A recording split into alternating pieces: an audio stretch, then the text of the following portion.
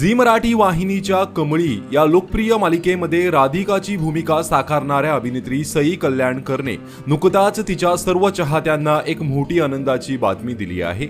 अभिनेत्री सई कल्याणकर आई झाली आहे। काही दिवसांपूर्वीच तिचं डोहाळे जेवण थाटामाटात पार पडलं होतं। आता अभिनेत्रीच्या घरी चिमुकलीचं आगमन झालं आहे।